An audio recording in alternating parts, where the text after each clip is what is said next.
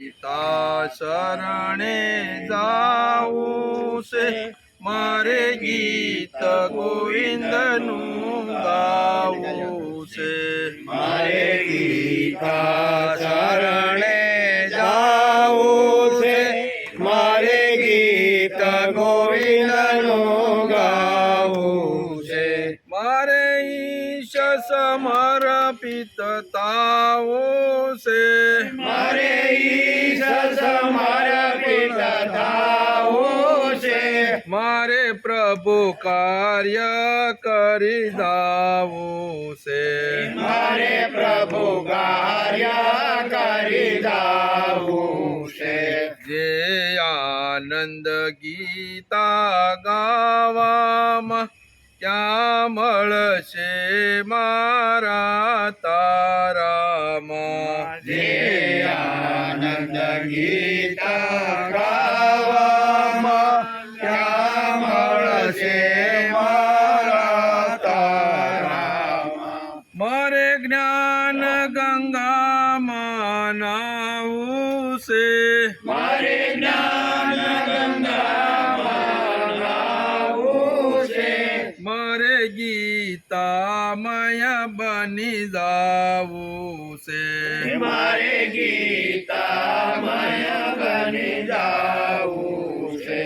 મારે ગીતા શરણે જાવું છે, મારે ગીત ગોવિંદનું ગાવું છે. મારે ગીતા શરણે જાવું છે, મારે ગીત ગોવિંદનું ગાવું છે. કોઈ કાલ ગયા કોઈ કાલ જશે, કોઈ કાલ ગયા કોઈ કાલ જશે. આવન જાવન ચાલ્યા કરશે, આવન જાવન ચાલ્યા કરશે.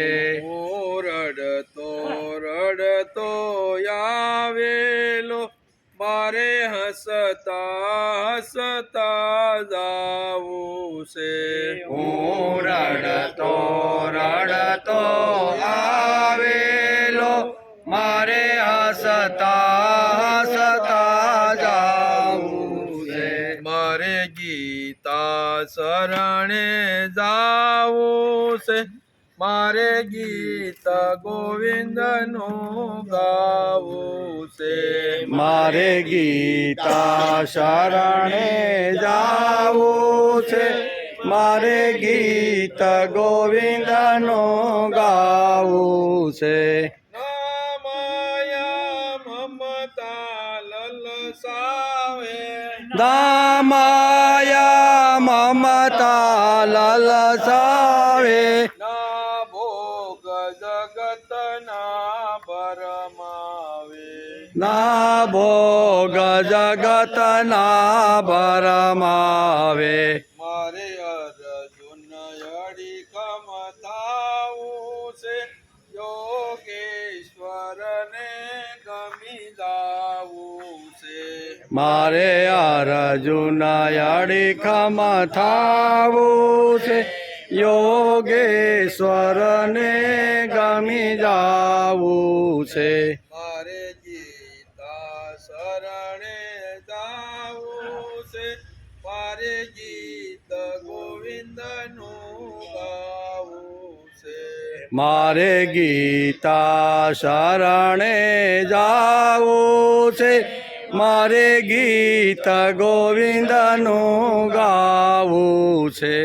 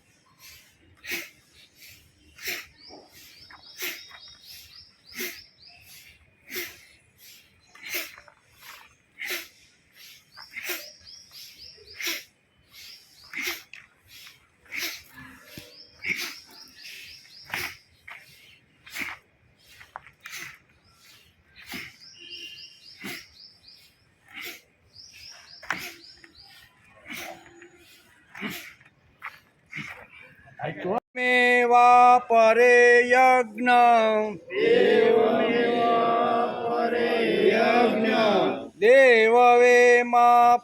દેવમેવા પરે યજ્ઞ યોગિના પર્યુપાસતે યોગિના પર્યુપાસતે દેવમેવા પરે યજ્ઞ યોગિના પર્યુપાસતે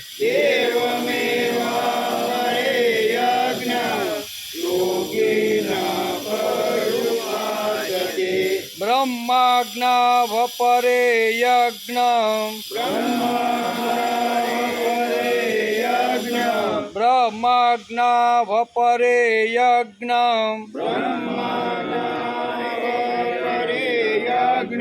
યજ્ઞેને ઉપજોયતે યજ્ઞેને ઉપજોયતે બ્રહ્માજ્ઞ પરે યજ્ઞ યજ્ઞેને ઉપજોયતે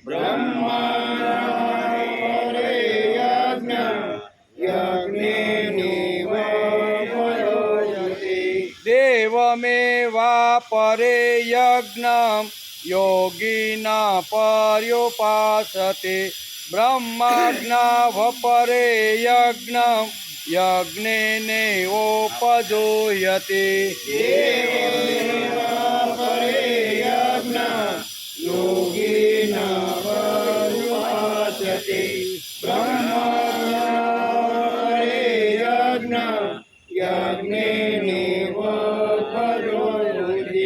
શ્રોત્રાદીનિન્દ્રિયાણ્યન્યે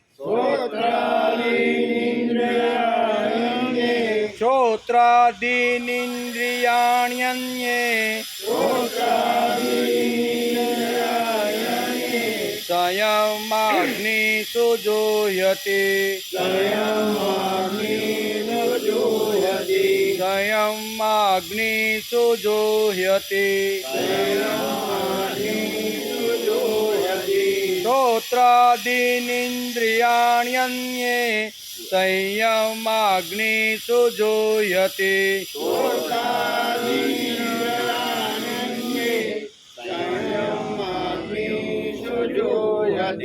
શબ્દાદીન વિષયાનન્ય શબ્દાદીન વિષયાનન્ય ઇન્દ્રિયાગ્નિષુ જોયતે ઇન્દ્રિયાગ્નિષુ જોયતે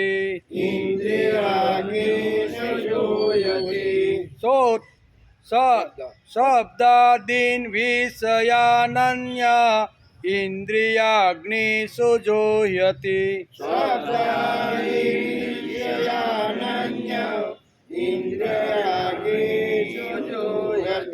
શ્રોત્રાદીનિન્દ્રિયાણ્યન્યે સંયમાગ્નિષુ જોયતે શબ્દાદીન વિષયાનન્ય ઇન્દ્રિયાગ્નિષુ જુહ્યતિ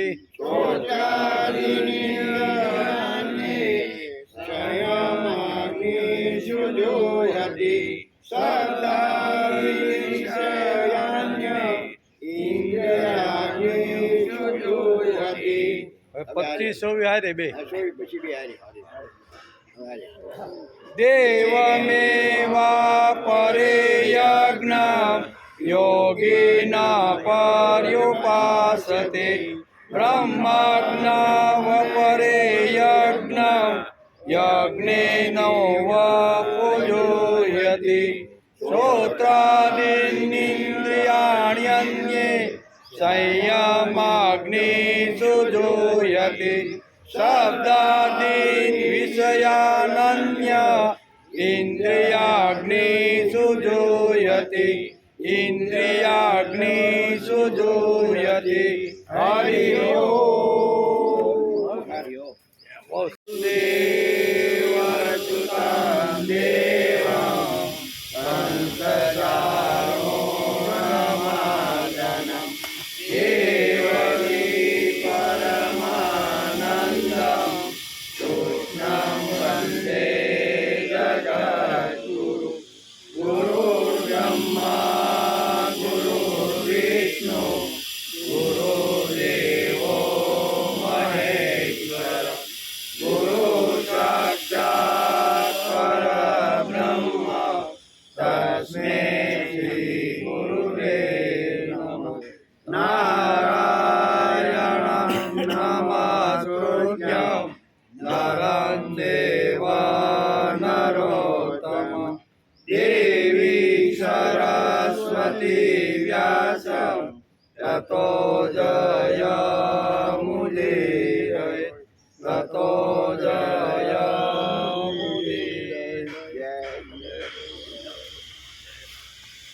આપણે હોમનું કેન્દ્ર છે હોમર રવિવાર કાલે હોમર અમન છે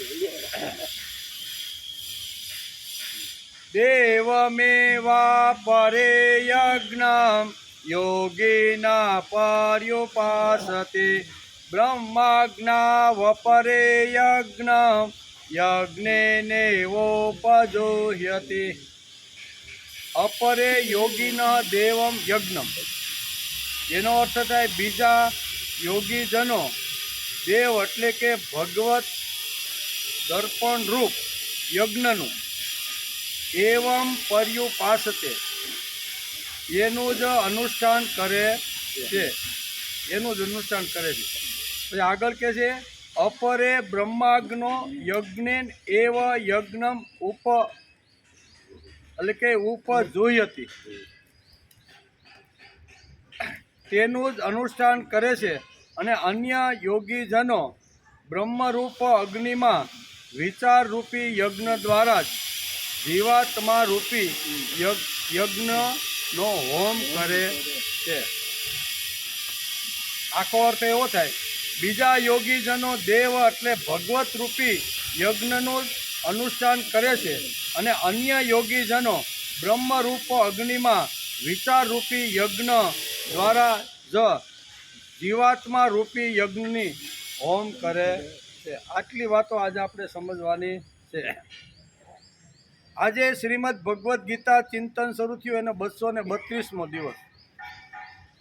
ગઈકાલે આપણે ચોથા અધ્યાયના 24મા શ્લોકને આપણે નમસ્કાર કર્યા.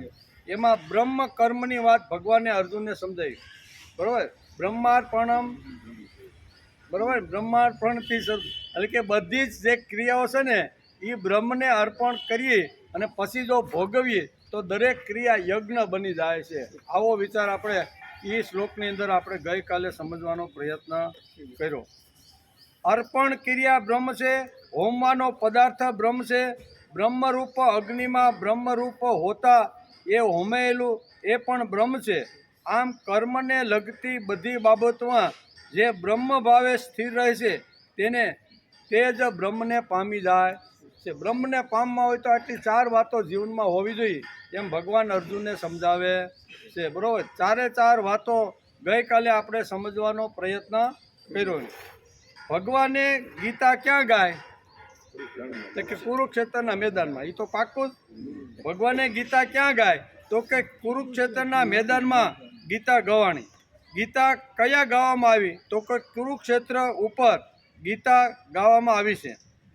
અને ગીતાની શરૂઆત ક્યાંથી થઈ તો આપણે જોતા હતા શું કહેવાય 200 ને કેટલામું 232 ચિંતન પહેલાં શરૂઆત કરીને ત્યારે આપણે શ્રીમદ ભગવદ્ ગીતાની શરૂઆતનો પહેલો શ્લોક આપણે જોયો કે ધર્મક્ષેત્રે કુરુક્ષેત્રે સમવેતા યુયુત્સવ મામકા પાંડવા ચેવ કિમ કુર્વત સંજય. અહીંથી ધૃતરાષ્ટ્રના ચિંતાથી ગીતાની શરૂઆત થાય. ચિંતા કોની છે? ધૃતરાષ્ટ્રની. શા માટે? આપણે બધાને ખબર છે કે જે પક્ષની અંદર ભગવાન હોય ને એનો જ હંમેશા વિજય થાય છે. એટલે વહેલા મોટો વિજય ભલે લડે બધાય મારા ને પાંડુના પુત્રો, પણ વિજય કોનો થાય? એટલે ચિંતામાં છે. એટલે સંજયને પૂછી નાખે છે કે ધર્મક્ષેત્રે કુરુક્ષેત્રે સમવેતા યુયુત્સવ મામકા પાંડવા ચેવ કિમ કુર્વત સંજય. હે સંજય, કુરુક્ષેત્રના મેદાનની અંદર મારા અને પાંડુના પુત્રો લડવા માટે જે આવીને ઊભા છે તે અત્યારે શું કરી રહ્યા છે? ખરેખર આવો પ્રશ્ન એને પૂછાય નહીં, પણ પૂછી નાખ્યો. એને હું પૂછ્યું? યુદ્ધ શરૂ થઈ ગયું કે મારા અને પાંડુના પુત્રો કાંઈ લગ્નમાં આવ્યા હતા? અહીંયા લગ્નની પાર્ટી હતી.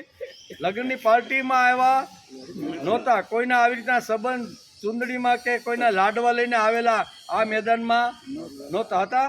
એ લડવા જ આવેલા હતા. અને લડવાની કેટલા સમય પહેલાંની તૈયારી હતી આ બધી ખબર હતી. પણ આંધળો ધૃતરાષ્ટ્ર સંજયને પૂછી નાખે છે કે ધર્મ ક્ષેત્રે કુરુક્ષેત્રે સમવેતા યુયુત્સવ. હે સંજય, ધર્મ રૂપી કુરુક્ષેત્રના મેદાન ઉપર મારા ને પાંડુના પુત્રો લડવા માટે તૈયાર થઈ ગયા છે. તો એ અત્યારે શું કરે છે? તો એ લડતા જ હોય ને, લડવાની તૈયારી જ કરતા હોય.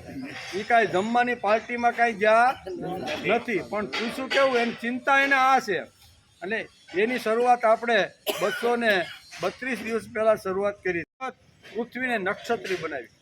જ્યાં યુદ્ધ જે કુરુક્ષેત્રનું જે ખેલાણું ને એની પહેલાં પરશુરામે આવા ઉન્મત્ત થયેલા જે અનેક જે રાજાઓ હતા ને એ રાજાઓને એણે કંઠસ્થાન આપ્યું હતું. એ જ ભૂમિ એટલે કુરુક્ષેત્ર. બીજું કુરુ રાજાએ આ બધું થયા પછી સરસ મજાની ખેતી કરી, ખેડ કરી અને એને ફળદ્રુપ બનાવવાનો કુરુ રાજાએ પછી પ્રયત્ન કર્યો હતો. તેથી કુરુ એટલે કુરુક્ષેત્ર એમ, બરાબર. તેથી તે ઠેકાણે પરશુરામે 21 વખત સત્તા અને રીતથી ઉદ્યમાં થયેલા ક્ષત્રિયોને કંઠસ્થાન આપ્યું. બધાને આપ્યું નથી. 21 રાજાઓ એવા હતા કે જેને કંઠસ્થાન મારવા જેવા હતા. બધાને માર્યા નથી. નકા અયોધ્યામાં પણ રાજા હતા, પછી જનકપુરીમાં જનક રાજા હતા. મારવાનો હોય તો બધાને જીકાળમાં મારે ને, પણ પરશુરામે બધાને માર્યા નથી. કંઠસ્થાન કોને આપ્યું? જોકે સત્તા અને સંપત્તિ હાથમાં આવ્યા પછી જે ઉન્મત્ત બની ગયા હતા, ખાઓ પીઓ અને મજા કરો, આ ધરતી અમારા બાપની છે એમ કરી અને બીજાને પજવામાં, બીજાને હેરાન કરવામાં, બીજાને લૂંટવામાં જે રાજાઓ આવી રીતના થયા હતા એ પરશુરામે હાથમાં પરસો લીધો અને 21 રાજાઓને કંઠસ્થાન આપી અને આ ધરતીને પવિત્ર કરી. એ જ પવિત્ર ભૂમિ એટલે કુરુક્ષેત્ર. તે જગ્યા પવિત્ર કરી અને ઉન્મત્ત થયેલા રાજાઓની ઉદામતા પરશુરામે કંઠ આપીને કાઢી નાખી. તેથી ભારતીય લોકોની દ્રષ્ટિએ કુરુક્ષેત્ર એ ધર્મક્ષેત્ર છે. તેથી જ પહેલો શબ્દ ધર્મક્ષેત્ર. જો કુરુક્ષેત્ર એ કેવું છે તો કે ધર્મક્ષેત્ર છે. એટલે કે તેથી ભારતીય લોકોની દ્રષ્ટિએ કુરુક્ષેત્ર ધર્મક્ષેત્ર છે. કુરુ રાજાએ હૃદયના પ્રેમથી એને ખેડી અને ફળદ્રુપ બનાવવાનો એ જમીનને પ્રયત્ન કર્યો હતો. તેથી એના માટે કહેવાય છે કે કુરુક્ષેત્રે ગમય્યાસ્મિ. કુરુક્ષેત્રમાં જે રહેતા હોય તે અથવા ગયા હોય તે કુરુક્ષેત્રે ગમય્યાસ્મિ કુરુક્ષેત્રમ વસામ્ય. વસામ્ય એટલે વસવાટ. કુરુક્ષેત્રમાં જે વસવાટ કરે છે તે, અને કુરુક્ષેત્રમાં જે અહીંયા બ્રહ્મ સરોવર છે અને આજુબાજુમાં જે ગીતા ગવાણી એ જે પવિત્ર જગ્યાના દર્શન જે લોકો કર્યા છે તે ગયા છે તે સ એવ સતતમ બ્રુયા. સતત આવું બોલે છે એ શું થાય છે? સર્વ પાપે પ્રમુચ્યતે. એના બધા જ પાપો બળીને ભસ્મ. કોના પાપો? તો કે કુરુક્ષેત્રમાં જે લોકો ગયા છે તે અને કુરુક્ષેત્રમાં જે લોકો વસવાટ કરે છે તે એ વારંવાર જો આવી રીતનું સ્મરણ એવમ સતતમ બ્રુયાત એવું સતત જો બોલે તો સર્વ પાપે પ્રમુચ્ય તેના બધા પાપો ખલાસ એવી શ્રીમદ ભગવદ્ ગીતા માતાનું આપણે પૂજન કરીએ છીએ એને રોજ આપણે નમસ્કાર કરવાનો પ્રયત્ન કરીએ છીએ એમ કે હું કુરુક્ષેત્રમાં જઈશ અથવા હું કુરુક્ષેત્રમાં રહીશ એવું જો કોઈ સતત બોલે તો તે બધા પાપોથી મુક્ત થઈ જાય છે એમ કે કુરુક્ષેત્ર તરીકે વિશેષ મહત્વ છે તે પવિત્ર અને પાવન તીર્થ છે કેવું પવિત્ર અને પાવક તીર્થ તેથી આપણે 7 વર્ષ પહેલાં આપણે જ્યારે હરિદ્વાર ગયા આ 15 દિવસ રોકાણા એ વખતે આપણે બધા કુરુક્ષેત્ર ગયા હતા ખ્યાલ હોય 2 બસો બાંધી બરોબર ને આખો દિવસ ત્યાં રોકાણા બ્રહ્મ સરોવરમાં સ્નાન કર્યું એના જ્યાં ભગવાને ગીતા ગાય એ બધા સ્થળોના દર્શન કર્યા હતા એ શા માટે કે પવિત્ર ભૂમિ છે પાવન ભૂમિ છે ને પાવન ભૂમિના દર્શન કરે તો માણસ પાવન પવિત્ર બની જાય છે એવું આપણું શાસ્ત્રમાં વિવેચન છે તેથી આપણું શરીર પણ એક કુરુક્ષેત્ર છે હવે આપણા શરીર સાથે કુરુક્ષેત્રને સરખાવીએ આપણું શરીર પણ એક કુરુક્ષેત્ર છે આપણે ઉઠ્યા કે આપણું કુરું શરૂ થઈ જાય કુરું કરવું શું કરવું સવારમાં આંખ બંધ હતી ત્યાં સુધી બધું બંધ હતું પણ સવારમાં જેવી આંખ આપણી ખુલ્લી તો કુરું શરૂ થઈ જાય છે એટલે આટલે બધા પ્લાન હાલે કે નહીં એટલે કે કુરુક્ષેત્ર છે આપણે ઉઠ્યા કે આપણું કુરું શરૂ થાય છે તે આંખ મીચીએ ત્યાં સુધી હાલે આંખ મીચી ત્યાં સુધી આ કરવું આમ કરવું આમ જવું ઓલો વ્યવહાર હાંસો વાં જવું છોકરો નહીં જઈ શકો તો આપણે જઈને થોડુંક વ્યવહાર આ બધું કુરું ક્યાં સુધી હાલે 10-11 વાગ્યા આપણે આંખ મીચાય ત્યાં સુધી આપણા બધાનું કુરું ચાલતું રહેલું છે તે આંખ મીચે ત્યાં સુધી આપણું કુરું જો ચાલતું રહ્યું છે તેથી ઉઠવાની સાથે જ કરાગ્રે વસ્તે બોલી અને પ્રભુને પહેલો નમસ્કાર કરીને માણસે પથારીમાંથી ઉઠવું જોઈએ આપણે ગઈકાલે વિચારતા હતા ને કે પ્રથમ ભગવાને આપણા પૂર્વજો ખૂબ જ ડાયા હતા બુદ્ધિશાળી હતા ખૂબ જ આવી રીતના એમણે આપણે સરસ મજાની બધી વાતો આપીને ગયા છે એણે કીધું કે દુનિયાનું દર્શન કરતાં પહેલાં ગમે તેવા ભંગાર લોકોના દર્શન કરતાં પહેલાં તમે પ્રભુના પહેલાં દર્શન કરો તો પ્રભુ ક્યાં છે તો શાસ્ત્રકાર કર મધ્યે તું ગોવિંદ પ્રભાતે કર દર્શન સવારમાં ઉઠ્યા આંખ ખુલ્લી આપણું કુરું શરૂ થાય ને એ પહેલાં આપણે ભગવાનના દર્શન કરી લેવા જોઈએ ભગવાન ક્યાં છે તો કે કર મધ્યે તું ગોવિંદ પ્રભાતે કર દર્શન મધ્ય ભાગ હથેળીના જમણા હાથની હથેળીના મધ્ય ભાગની અંદર ગોવિંદનો વાસ છે એમ આપણા પૂર્વજોએ લખ્યું છે અને એનો અત્યારે આપણે અભ્યાસ કરીએ છીએ એટલે પહેલો પ્રભુનો અને પછી આપણા કુરું જે કાંઈ કુરું કરવાનું હોય ને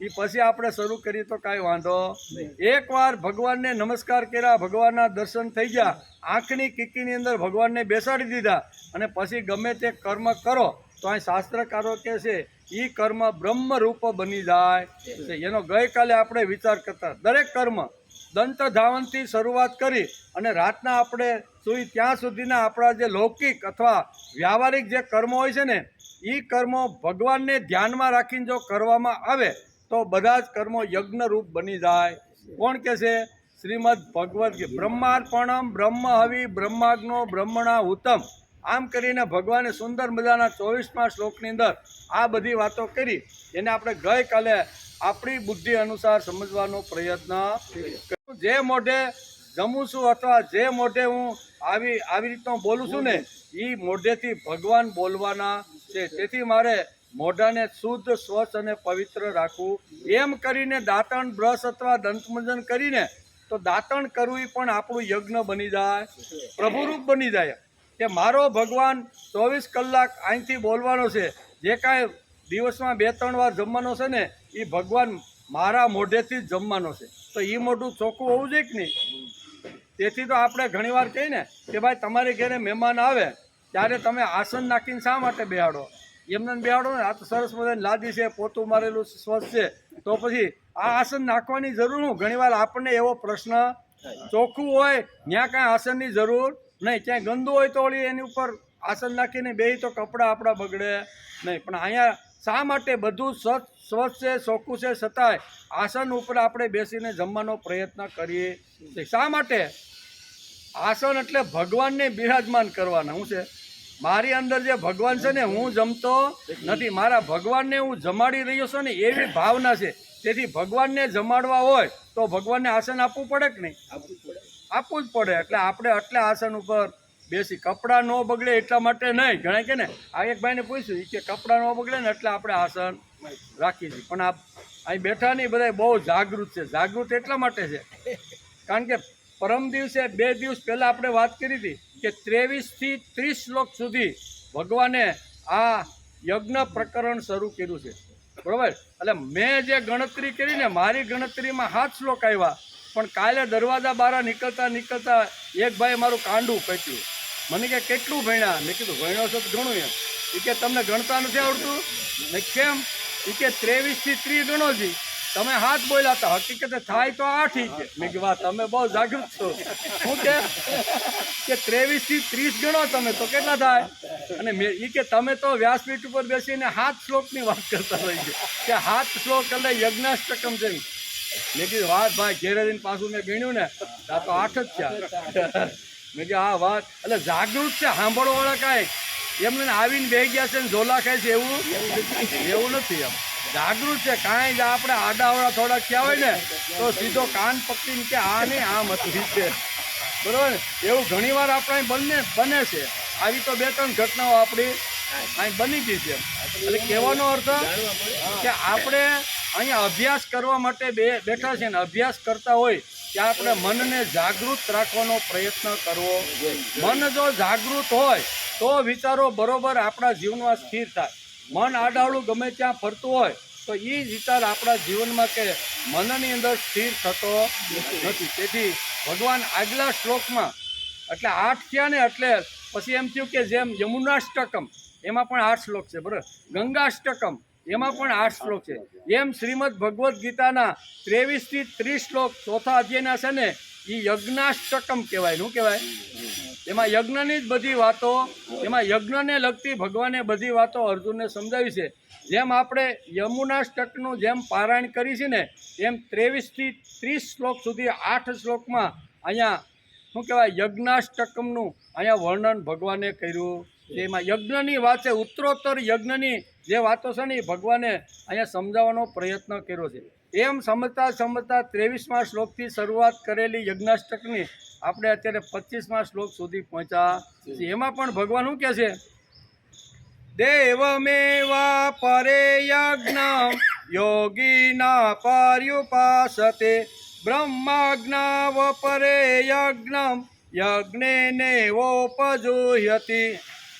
બીજા કેટલાક યોગીજનો દેવતાઓની પૂજા રૂપી યજ્ઞનું સમ્યક પ્રકારે અનુષ્ઠાન કરે છે, જ્યારે અન્ય યોગીજનો પરબ્રહ્મ પરમાત્મા રૂપી અગ્નિમાં અભેદ દર્શન રૂપી યજ્ઞ દ્વારા જ આત્મરૂપી યજ્ઞનો હોમ કરે છે. યજ્ઞ પ્રકરણ અત્યારે આપણું હાલે છે, બરોબર? એને આપણે યજ્ઞાષ્ટકમ કહેલા 8 શ્લોક 30 શ્લોક સુધી યજ્ઞની બધી વાતો ભગવાને અહીંયા લખી છે.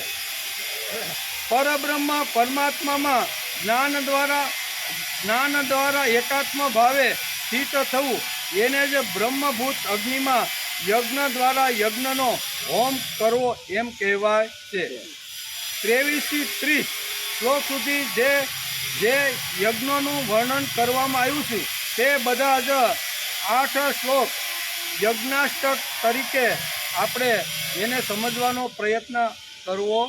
યજ્ઞાષ્ટકમ જેમ યમુનાષ્ટકમ બોલીએ આપણે, જેમ ગંગાષ્ટકમ બોલીએ, તેમ 8 શ્લોક છે અષ્ટક હલકે યજ્ઞાષ્ટકમ એવું વર્ણન છે. આ શ્લોકમાં જેઓ જોડાઈ જવાની ઈચ્છાવાળા છે તેમને બધાને ઉદ્દેશીને આ યોગી શબ્દ આ શ્લોકની અંદર વાપરવામાં આ શ્લોકમાં એક યોગી શબ્દ વાપરવામાં આવ્યો છે. એ યોગી શબ્દ કોના માટે છે?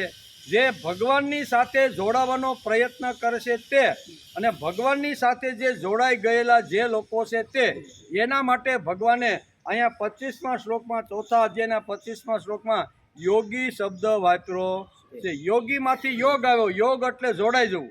કોની જોડે? તો કે ભગવાનને. આપણે જે ભગવાન આપણા ઘરમાં આપણે દેવતા તરીકે રાખ્યા હોય એ ભગવાનની સાથે જોડાવાનો માણસે પ્રયત્ન કરવો જોઈએ. તેથી યોગી શબ્દ વાપર્યો છે. આ શ્લોકમાં જેઓ જોડાઈ જવાવાળા છે અથવા જોડાઈ જવાની ઈચ્છા કરવાવાળા છે તેમણે બધાને ઉદ્દેશીને ભગવાને આ શ્લોકમાં યોગી શબ્દ વાપર્યો છે. કેટલાક લોકોની એવી ધારણા હોય છે કે કર્મ થવું જ જોઈએ. ઘણા લોકોની ધારણા એવું છે કે કર્મ કર્યા વગર કે કોઈ પણ પ્રકારનું શરીર પણ ચાલતું બંધ થઈ જાય. જો શરીર પાસેથી કામ ન લઈને તો પછી શરીર પણ પછી ત્યાં એક લાકડી ન હાલે, પછી તો 2 લાકડી આમ રાખવી પડે. કેમ? તો કે કર્મ એમણે બંધ કરી દીધું છે. તેથી કેટલાક લોકોની એવી ધારણા હોય છે કે કર્મ કરવું જ જોઈએ. કેવળ ભક્તિ અને કેવળ જ્ઞાન તરફ ઘણા લોકો વિમુખ થાય એટલે જોતા જ નથી. ખાલી કર્મ ઉપર ઘણા લોકો ભાર દે. તેથી જ્ઞાન અને ભક્તિની અમને બહુ જરૂર નથી. અમારે તો કર્મ સવારેથી ઉઠ્યા અને રાતના સૂઈ ત્યાં સુધી બધા કર્મ કરવા. એક વર્ગ સમાજની અંદર આવો છે, એમાં ગીતાકાર કહે. તેથી કેટલાક લોકોની એવી ધારણા હોય છે કે કર્મ થવું જ જોઈએ. કેવળ ભક્તિ અને કેવળ જ્ઞાન તરફ ઘણા લોકો વિમુખ મોઢું ફેરવી નાખે. એ કે અમારે તમારા જ્ઞાનની જરૂર નથી ને ભક્તિની જરૂર, અમે તો કર્મ કરવાના. જેને ધાબળાની જરૂર હોય એને ધાબળા આપવાના, ખાવાની જરૂરિયાત હોય એને ખાવા આપવાના, કોઈને મકાન ન હોય તો મકાનમાં. અમે કર્મમાં માનીએ, તમારા ભક્તિ જ્ઞાનમાં અમને કાંઈ રસ. એક વર્ગ સમાજની અંદર આવો એક વર્ગ છે એમ કે.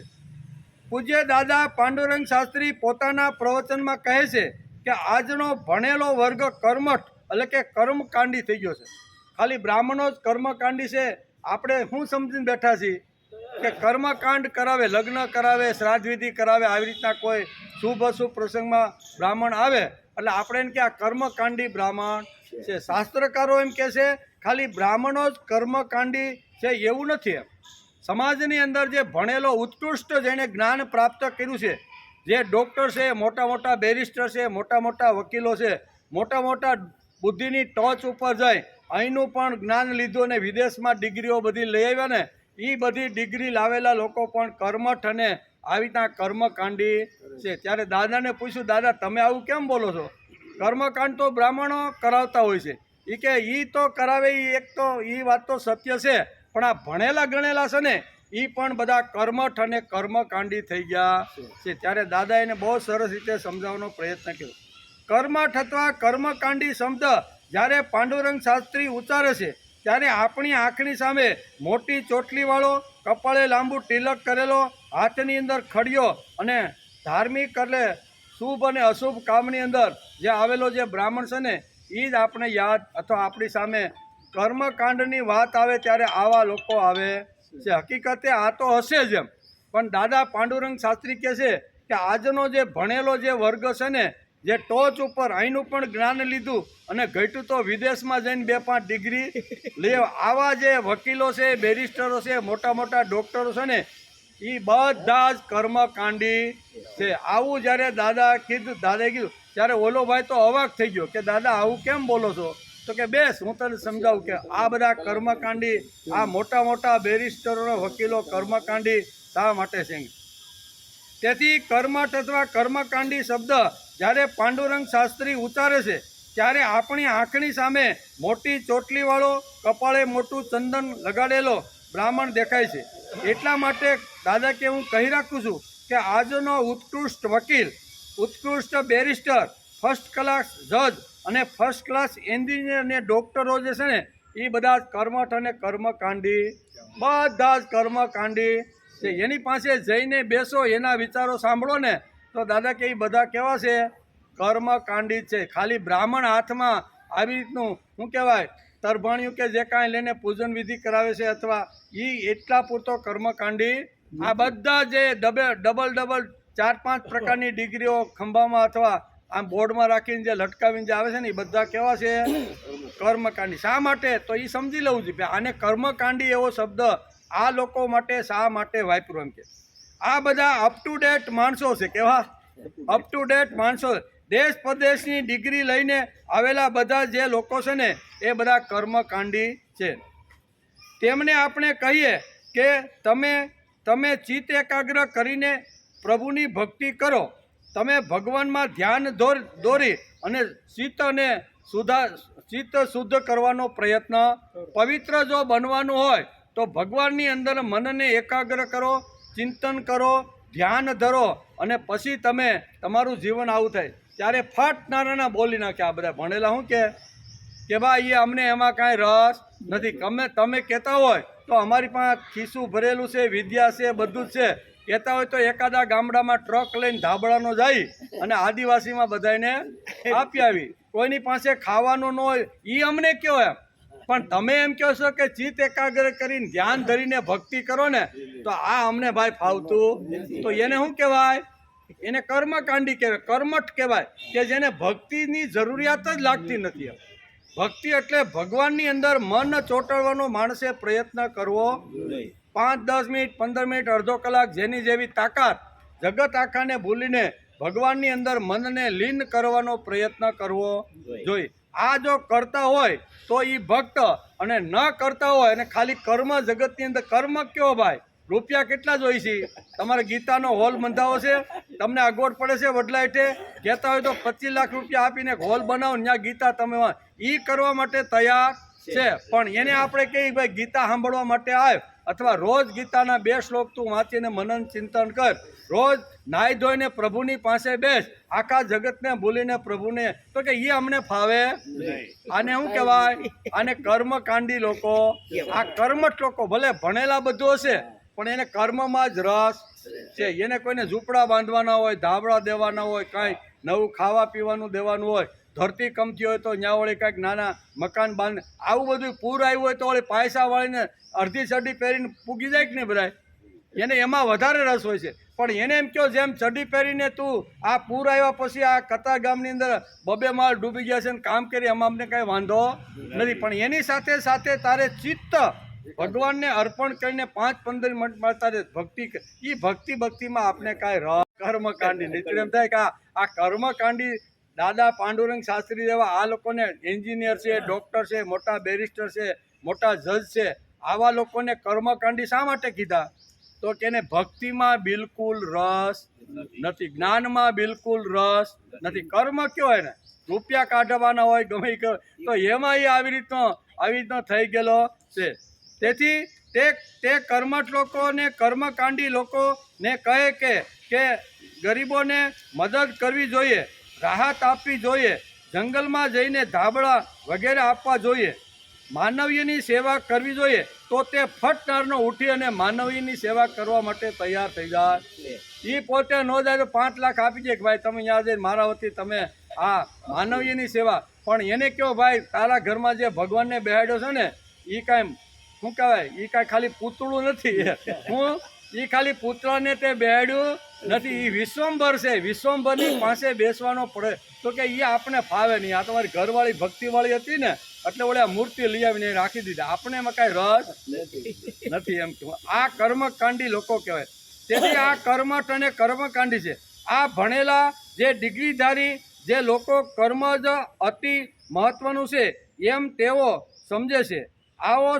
એટલે કે આવી સમજણવાળા બધા જ કર્મકાંડી અને કર્મઠ લોકો કહેવાય. ખાલી કર્મમાં વધારે એને મજા આવે, કર્મથી એને કીર્તિ મળે, યશ મળે કે ભાઈ 5 લાખ રૂપિયા ફલાણા શેઠે આપ્યા અને જંગલની અંદર આવી રીતના જંગલી લોકો માટે વ્યવસ્થા કરી, એટલે એમાં એને વધારે રસ પડે.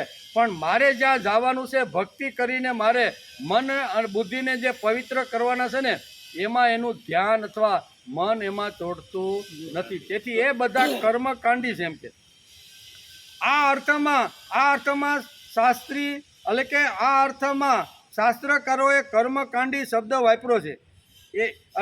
એટલે આજે બહુ વ્યાપક અર્થમાં કર્મકાંડી શબ્દ વપરાય છે. એમ આ ગીતાના આ 25મા શ્લોકમાં ભગવાને યજ્ઞનું સ્વરૂપ સમજાવતા ભગવાન આ વાત આખી સમજાવે છે.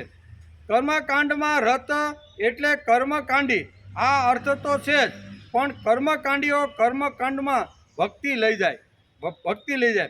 આ એટલે કે આ ક્યાંથી ઘૂસી ગયું ખબર નથી.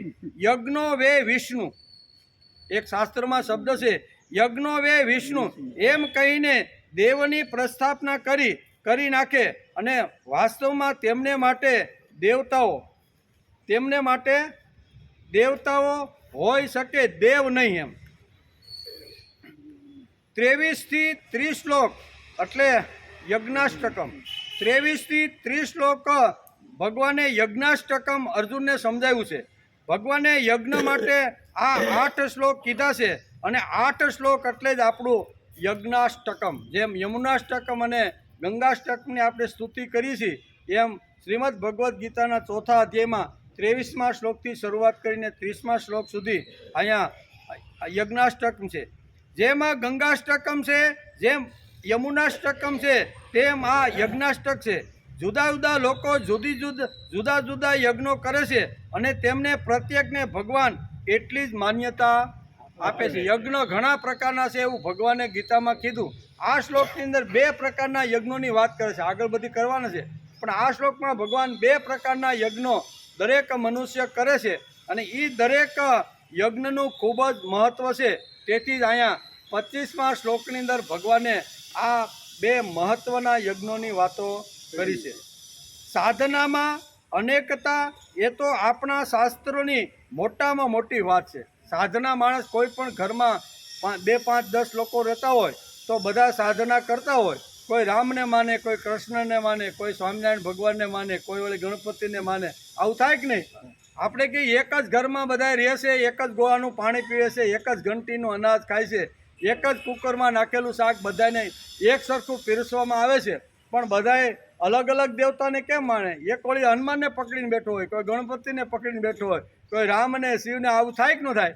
સમાજની અંદર આપણે જ્યારે કુટુંબ અથવા પરિવાર અથવા સમાજમાં જ્યારે દ્રષ્ટિ કરીને ત્યારે અલગ અલગ દેવતાઓની એક જ ઘરની અંદર અલગ અલગ વ્યક્તિઓ આવી રીતની પૂજા કરતા રહેલા છે. તેથી સાધનામાં અનેકતા છે. કેવી સાધનામાં? કાંઈ તું આજ રામને માન કે કૃષ્ણને માન એવું નથી. એ તો એના મનમાં બુદ્ધિમાં જે ભગવાન બેસી ગયો એની જ ધ્યાન ધારણા અને સાધના કરતો રહેલો છે એમ કે. તેથી સાધનામાં અનેકતા એ તો આપણા શાસ્ત્રમાંની મોટામાં મોટી વાત છે. બીજા શાસ્ત્રમાં તો કીધું કે ભગવાન એક જ છે, કાં તો સર્જમાં છે ને કાં તો આકાશમાં છે. એને જ આપણે માનવાના, બીજા જગતમાં કોઈ ભગવાન નથી. અમુક ધર્મની અંદર આવી રીતની વાતો આપણે જોવા મળે છે, સાંભળવા મળે છે, અનુભવવા મળે છે, પણ ભારતીય સંસ્કૃતિમાં આવું નથી. અનેક શું કહેવાય, સાધનાની અંદર અનેક ભગવાનોની ઉપાસના કરવામાં આવે છે. તેથી 36 પ્રકારના દેવતાઓની અહીંયા ભારતીય સંસ્કૃતિમાં, કોટી એટલે પ્રકાર. ઘણાએ શું કીધું? ઘણા લોકોએ એનો અર્થ કેવો કર્યો? 36 કરોડ દેવતાઓ, પણ 36 પ્રકારના, કોટી એટલે પ્રકાર. 36 પ્રકારના દેવતાઓ આ ધરતી ઉપર અલગ અલગ રીતે રહેશે. એટલે જેની જેવી બુદ્ધિ, જેની જેવી પકડવાની તૈયારી અથવા જેની જેવી સમજણ ને જેનો જેવો વિકાસ, એ પ્રમાણે એ દેવતા ભગવાનની પૂજા કરે છે. તેથી ભારતીય સંસ્કૃતિ જેમને માન્ય નથી અથવા જેમને ખબર નથી તેમનું કહેવું છે કે એક દેવ જોઈએ, એક સાધન જોઈએ, એક જ રસ્તો જોઈએ. ત્યારે તમારે ત્યાં તો અનેક પ્રકારના દેવો છે. એમ કરીને ભારતીય સંસ્કૃતિ ઉપર બહારના જે ધર્મના લોકો છે ને એ ઘણીવાર પ્રહારો કરતા. એક જ સાધના, એક જ દેવતા.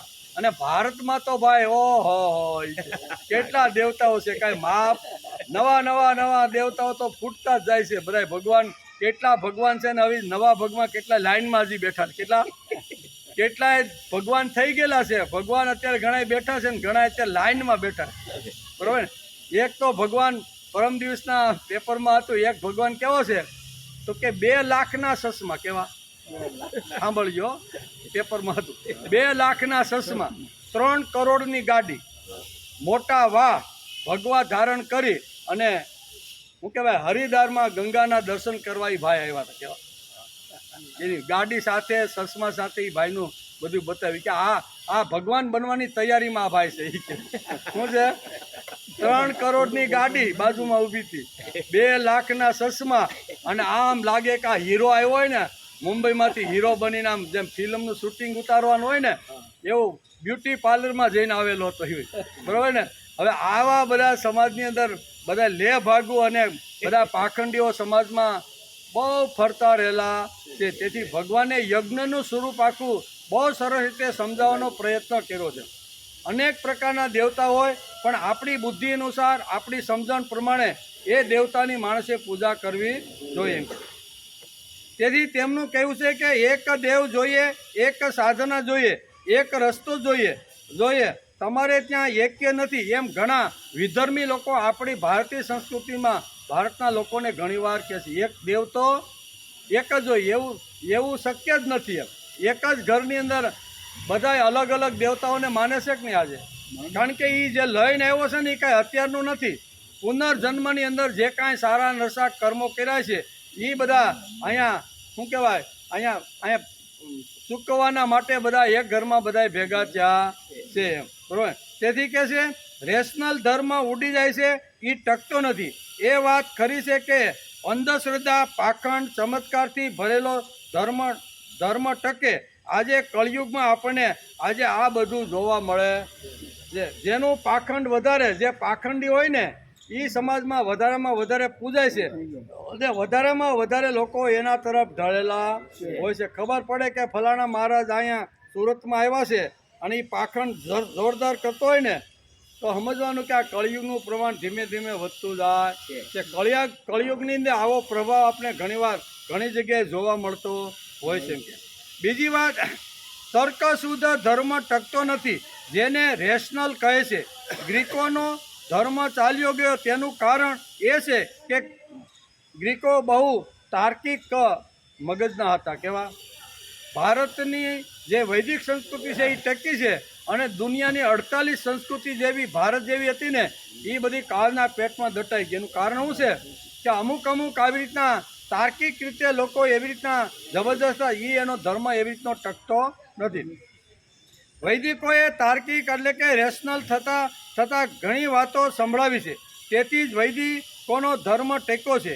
એટલું જ નહીં, વૈદિક સંસ્કૃતિ પણ ટકી છે. એટલે આપણે ટૂંકમાં વ્યાખ્યા કરવાની હોય તો વૈદિક સંસ્કૃતિની વ્યાખ્યા આપણે આ રીતે કરી શકાય. પ્રામાણ્યમ બુદ્ધિ વેદેશ સાધના નામ અનેકતા ઉપાસ્યા નામ નિયમ એતદ ધર્મસ્ય લક્ષણમ. ધર્મનું લક્ષણ કયું? તો કે અનેક પ્રકારના ઉપાસ્ય દેવતા એક જ ઘરમાં હોય છે. એ આપણે બધા હું ને તમે અનુભવી રહ્યા. તો એક જ આ દેવને તમે માનો, બીજા દેવતા ખોટા છે અથવા લાવવાની જરૂર નથી. આવું ભારતીય સંસ્કૃતિમાં નથી. તેથી અહીં કહે છે પ્રામાણ્ય બુદ્ધિ વેદોનું પ્રામાણ્ય છે શું છે? સાધના માપ્ય અનેક. સાધના કરવા માટે વ્યક્તિને અનેક પ્રકારના આવી રીતના દેવતાઓનું સ્થાપન કરેલું છે. ઉપાસ્યા નામ નિયમ. આવો ઉપાસના કરવાના નિયમો આપણા શાસ્ત્રમાં સમજાય અને એ ધર્મનું મોટું લક્ષણ છે એમ કે. એટલે કે વેદ ઉપર પ્રામાણ્ય બુદ્ધિ, જેનો જેવો ભાવ, જેનો જેવો વિકાસ તેવી તેની સાધના, એટલે કે જેની જેવી બુદ્ધિ, જેવી જેનું તર્ક, જેવું જેનું લોજિક, એ પ્રમાણે પોતપોતાના ભગવાનને એક જ ઘરમાં માનતા રહેલા છે. તેથી માણસ કોની ઉપાસના કરે છે તેનો કોઈ નિયમ નથી. આ આપણા ધર્મનું વૈદિક લક્ષણ છે. કેવું? ભલે નહીં કરે કાંઈ વાંધો નહીં, કાંઈ બળજબરી કરવાની નહીં. એના મનમાં બેસી ગયો છે, એને સારું લાગ્યું છે તો ભલે નહીં ગણપતિની ઉપાસના કરે, હનુમાનની કરે, માતાજીની કરે તો એમાં કાંઈ ખોટું નથી. જેને જે પચી શકે અથવા સમજી શકે એ ઉપાસના કરે તો એ ગુણ એની અંદર અહીંયા સંક્રાંત થાય છે. તેથી માણસ કોની ઉપાસના કરે છે તેનો કોઈ નિયમ નથી. આ આપણા ધર્મનું વૈદિક લક્ષણ છે. શિવ, હરિ, અંબા, ભાસ્કર અને ગણપતિ. પંચાયતન પૂજા આપણા વૈદિકોએ કીધી. આપણા વેદોની અંદર એનું સુંદર મજાનું વર્ણન છે કે ભારતની અંદર જો પૂજા કરવાની હોય તો કોની કરવાની? તો કે 5 જે દેવતાઓ છે ને એ પૃથ્વી ઉપરના દેવતાઓ છે, એ 5ની પૂજા કરો એટલે 36 કરોડ દેવતા એની અંદર આવી જાય. કેવી રીતે? તો કે શિવ, હરિ, અંબા, ભાસ્કર અને ગણપતિ. આમાં બધા જ મોટા ભાગના જે ઉપાસ્ય બધા લોકો જે છે ને એ 5માંથી આમાં કોઈની જ ઉપાસના કરતા હશે. દાખલા તરીકે ગણપતિ, તો ગણપતિને માનવાવાળો એક જુદો બહુ મોટો વર્ગ છે. પછી હરિ એટલે વિષ્ણુ, એટલે એમાં રામ પણ આવે, કૃષ્ણ પણ આવે, જે પરશુ અવતારો આવ્યા ને એ બધા હરિની અંદર બધા અવતારો. ગણપતિ, હરિ, પછી શિવને માનવાવાળો ઘણો મોટો વર્ગ છે. એટલે શિવને જે માનતા હોય ને પછી ભલે ને 11 પ્રકારના રુદ્રો અલગ અલગ ભગવાન શિવજીના નામ હોય પણ એ બધા જાય ક્યાં? શિવની પાસે બધા જાય છે. એટલે એને માનવાવાળો વર્ગ છે, ગણપતિને માનવાવાળો વર્ગ છે, હરિ કહે છે. બરોબર, જે આખા સૂર્યની ઉપાસના કરતા રહેલા છે. અને 5મો જે વર્ગ છે ને એ માતાજી. બરોબર, માતા એટલે અંબા. એમાં પછી બધા અત્યાર સુધીમાં છેલ્લે લેટેસ્ટ માતાજી પ્રગટ ક્યાંય થયા હોય ને એ પણ એમાં આવી જાય. લેટેસ્ટમાં લેટેસ્ટ માતાજી ધોણી ઘણી માતાજી ઊભી થાય ને એ પણ અંબાની અંદર આવી જાય. એટલે અંબા, હરિ, ભાસ્કર, ગણપતિ અને શિવ, આ પંચાયતન પૂજા આપણા શાસ્ત્રકારોએ આપણે સમજાવી છે. આમાં મોટા ભાગના ઉપાસ્ય દેવતાઓ બધા આવી જાય છે. એટલે રામને માનવાવાળો પણ હરિને માને તો એ રામનો જ ઉપાસક છે. આ અહીંયા કેવું. તેથી વૈદિક સંસ્કૃતિની અંદર સુંદર મજાનું વર્ણન કરવામાં આવ્યું છે કે ભાઈ 5 દેવતા શા માટે, બીજા દેવતા કેમ નહીં ભાઈ? તો કે બધા દેવતાઓ આની અંદર આવી જાય. અત્યારની આપણી નોટ ગણીએ ને તો 500ની મોટા મોટી નોટ કેટલી? જૂના કાળમાં 2000ની હતી પણ એ અત્યારે ચલણમાંથી નાબૂદ થઈ ગઈ છે. પણ અત્યારે જો આપણે નોટની વાત કરીએ તો 500ની નોટની અંદર 100ની નોટ આવે, 50ની નોટ આવે. ત્રોસા પીવા ગયા ભાઈ 2 ત્રોસા આપજે અને 500ની કાઢીને આપ્યા તો 400 પાછા આપે કે નહીં? તો 500માં 100 હતા કે નહીં? બધા આવી જાય. 10 રૂપિયા આવે, 20 આવે, 50 આવે, 100 આવે, 200 બધા 500ની નોટમાં આવી જાય કે નહીં? એમાં 500ની નોટ છે. શિવ, હરિ, અંબા, ભાસ્કર, સૂર્ય જે છે ને એ પંચાયતન પૂજા છે ને કેટલાની નોટ છે? 500ની. આમાં બધા જ આવી જાય. રામય આવે ને, કૃષ્ણય આવે ને, જે કાંઈ માતાજી જેટલી અટાણે લેટેસ્ટ માતાજી જે પ્રગટા છે ને એ બધી માતાજી પણ આવી. 11 પ્રકારના જે રુદ્રો છે એ બધા એમાં બધા આવી જાય. સૂર્ય આ પંચાયતન પૂજા એટલે આપણા વૈદિકોએ આપણને આપી છે કે ભાઈ ઝઘડો કરવાની તમારે જરૂર નથી. પણ આજે લોકો ઝઘડો કરે. તારા ભગવાન કરતાં અમારો ભગવાન મોટો. તારો ભગવાન તો મસાણમાં રહે, ઘરના ઠેકાણા નહીં, અને એના આભૂષણો જોવો તો નાગ ને પછી રાખ ભૂઈ હોય, લંગોટી વાળી હોય, બરોબર, પછી આ સિંહનું સાંભળું પેર. આવો તારો ભગવાન સિંહ ભગવાન અમને માન્ય. ઘણા લોકો આવી રીતનું કે ત્યારે એ કે ભાઈ તું જે વાત કરે છે ને એ ગપ્પો છે. તું તો આવી રીતના મુગુટ ધારીને સરસ મજાના ઘરેણા પહેલેલા સુંદર મજાનો હાર, હવે આ તો ભોગમાં ડૂબી દેલો છે તારો વિષ્ણુ કે. એવો અમને આવા ઝઘડા હાલે કે નહીં? તારા ભગવાન કરતાં અમારો ભગવાન મોટો છે. તેથી શાસ્ત્રકારોએ વેદોએ આપણે સુંદર મજાની ઉપાસના સમજાવવાનો પ્રયત્ન કર્યો છે કે 5 પ્રકારના જે આ ધરતી ઉપરના જે દેવતાઓ છે ને એ 5માં 33 કરોડ દેવતાઓ એટલે 33 પ્રકારના દેવતાઓ એની અંદર સમાવેશ થઈ જાય છે. તેથી કહે છે કે વેદ ઉપર પ્રામાણ્ય બુદ્ધિ, જેનો જેવો ભાવ, જેનો જેવો વિકાસ તેવી તેની સાધના હોય છે. બધાની સાધના એક સરખી હોતી નથી. જેનો જેવો વિકાસ. માણસ કોની ઉપાસના કરે છે તેનો કોઈ નિયમ નથી. 5માંથી કોઈની પણ ઉપાસના કરી શકો છો. આ આપણા ધર્મનું વૈદિક લક્ષણ છે. શિવ, હરિ, અંબા, ભાસ્કર, ગણપતિ વગેરે જે પંચાયતન પૂજાની અંદર જે આપણા શાસ્ત્રકારોએ, ઋષિમુનિએ, મહાપુરુષે આપણે આપ્યા છે એનું કારણ આપણે આ છે. એક વાત આપણા લોકોએ ટકાવી રાખી હતી અને તે એટલે વેદનિષ્ઠા. કેવી? એ ઓછી થાય, ઘણું બધું ગુમાવી દીધું છે પણ વેદનિષ્ઠા આપણા લોકોએ ટકાવી રાખી હતી અને તે એટલે કે ટકાવી રાખી હતી અને તે એટલે વેદનિષ્ઠા. વેદનિષ્ઠાએ બધાને એક સૂત્રથી બાંધવાનો પ્રયત્ન કર્યો.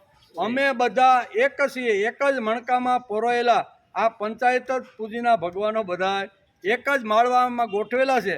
અને એકતા માટેનું જે કામ છે ને એ આપણી વૈદિક સંસ્કૃતિએ કરેલું છે. ભાઈ તમે ગમે પંચાયતન પૂજામાં શું આવે? મને કે શિવ, હરિ, અંબા, ભાસ્કરની બધી 5 દેવતા આપણી સામે હોય, ઘરમાં 5 દેવતા હોય. આપણને જે દેવતા ઉપર વધારે પ્રેમ હોય ને એને વચ્ચે રાખો અને બાકીના 2 બાજુને બેહાડી દો તમે. બરોબર? ગણપતિ ઉપર જો વધારે પ્રેમ હોય તો ગણપતિને વચ્ચે રાખો અને બાકીને આજુબાજુમાં બધાને બેસાડો. માતાજી પ્રત્યે વધારે જો આપણે આદર અને એના પ્રત્યે મમત્વ હોય તો માતાજીની છબી વચ્ચે રાખો અને બાકીના 4 દેવતાઓ છે એને આજુબાજુ બરોબર આ પંચાયતન પૂજાની સ્પષ્ટતા વેદોએ આપણે સમજાવી છે. તેથી વેદો સંભાળવાનો માણસે પ્રયત્ન કરવો જોઈએ. તેથી શંકરાચાર્ય પણ એમ જ કહે છે કે વેદને માનો. બધા જ આચાર્યોએ આ જ વાત સમજાવવાનો પ્રયત્ન કર્યો. અમારી વાત માનવાની તમારે જરૂર નથી. વેદોની અંદર જે સિદ્ધાંતો લખાશે ને એ સિદ્ધાંતો માનવાનો માણસે પ્રયત્ન કરવો જોઈએ. વેદોમાં શું લખ્યું છે? વેદોમાં ઘણી બધી વાતો લખી છે.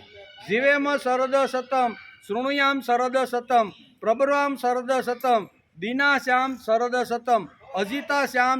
આ બધી વેદની રૂસાઓ છે. અને વેદની જે રૂસાઓ છે ને એને સમજવાનો, સાંભળવાનો અને મનન કરવાનો માણસે પ્રયત્ન કરવો જોઈએ કે ભાઈ વેદની અંદર આ બધી નિષ્ઠાઓ લખી રાખેલી છે. પાણીનો ટાઈમ થઈ ગયો છે. પાણી ભગવદ્ ગીતા અધ્યાય 4 અને શ્લોક નંબર 25 એમાં યજ્ઞાષ્ટકમ 23મા શ્લોકથી શરૂઆત થઈ અને 30મા શ્લોક સુધી યજ્ઞાષ્ટકમ હાલે છે.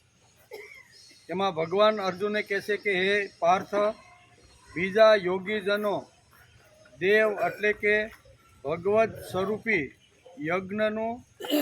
યજ્ઞનું જ અનુષ્ઠાન કરે છે અને અન્ય યોગીજનો બ્રહ્મરૂપ અગ્નિમાં વિચારરૂપી યજ્ઞ દ્વારા જ જીવાત્મા રૂપ યજ્ઞનો હોમ કરે છે. બીજા એટલે કર્મ, અહીં વાત કરીને કર્મઠ અને કર્મ કાંડ, એ ફક્ત કર્મમાં માનવાવાળા છે. જ્ઞાન અને ભક્તિમાં બહુ ધ્યાન આપતા નથી. એટલે વિવિધ પ્રકારના યજ્ઞોની વાત ભગવાન અહીંયા યજ્ઞાષ્ટકમાં સમજાવવાના છે. એનો વિચાર આજે આપણે કરીશું. શંકરાચાર્ય પણ એમ જ કહે છે કે વેદને માનો. બધા જ આચાર્યોએ પણ એ જ સૂચન કર્યું છે. સંપ્રદાય ગમે તે પાળતા હોય, ધર્મ ગમે તે પાળતા હોય, પણ વેદોને માનો અને પછી આગળ વધો. એમ કે વેદનિષ્ઠા રાખીને તમારે જે દેવને માનવો હોય તેને માનીને તમે સાધના અને ભક્તિ કરો. આમ આપણા આચાર્ય શંકરાચાર્ય પણ આ જ વાત આપણે સમજાવી. જે વાતો વેદોએ સમજાવી એ જ વાતો આપણા આચાર્યો આપણે સમજાવતા રહ્યા. વેદ નિષ્ઠા માણસની જવી જોઈએ નહીં. વેદને મધ્યમાં રાખીને જે સંપ્રદાય, જે ધર્મ અથવા જે કાંઈ પાળવાનું કે બોલવાનું કે હોય ને એ પ્રમાણે વેદને શું કહેવાય, વેદને સાથે રાખીને આ બધી વાતો કરવાની. ત્યાર પછીના કાળમાં માણસ સંપ્રદાયના નાદમાં પડી ગયો અને ધીમે ધીમે વેદ નિષ્ઠા ઉડી ગઈ. એવી ધીમે ધીમે સંપ્રદાયના નાદમાં પડી ગયો એટલે સંપ્રદાયો અંદરો અંદર બાંધવા લાગ્યા કે તારા સંપ્રદાય કરતાં અમારો સંપ્રદાય શ્રેષ્ઠ. એમ અંદરો અંદરના ઝઘડાને હિસાબે ધીમે ધીમે દરેક સંપ્રદાયમાંથી વેદ નિષ્ઠા ધીમે ધીમે ઉડી ગઈ. ત્યાર પછીના કાળમાં માણસ સંપ્રદાયના નાદમાં પડી ગયો અને ધીમે ધીમે વેદ નિષ્ઠા ઉડી ગઈ. ઋષિઓએ અને આચાર્યોએ જે પરેજી, વૈદિક નિયમ પાળવા માટેના જે પરેજી આપી હતી તે કોઈ સંપ્રદાયવાળા આજે પાળતા નથી. શંકરાચાર્ય, વલ્લભાચાર્ય જે આચાર્યો આપણે જે થઈ ગયા તે, ઋષિઓ થઈ ગયા તે, અને ભગવાનના મુખારવિંદમાંથી જે વેદો નીકળ્યા છે તે, જે ભગવાનની વાણીમાં જે સિદ્ધાંતો નીકળ્યા છે એ સિદ્ધાંતોને ન માનતા અહીંયા મનમાં આવે એવી રીતનો ધર્મ, મનમાં આવે એવો સંપ્રદાય, મનમાં આવે એવી રીતની ભક્તિ, મનમાં આવે એવો ધર્મ, બધો ધીમે ધીમે ધીમે વેદ નિષ્ઠા થઈ અને પોતે આવી રીતનું કરવા લાગ્યા. તે ઋષિઓએ અને આચાર્યોએ જે પરેજી પાળવાની કીધી હતી, ઋષિઓએ અને આચાર્યોએ પરેજી પાળવાનું આપણે કહીને ગયા છે. બરાબર, શું કીધું છે કે ભાઈ તમારે જો સંન્યાસ લેવાનો હોય ને તો 3 પ્રથમ આશ્રમ પૂરા કરો. 3 આશ્રમ પૂરા કરીને પછી 75 વર્ષ પછી માણસને સંન્યાસ લેવાની છૂટ છે.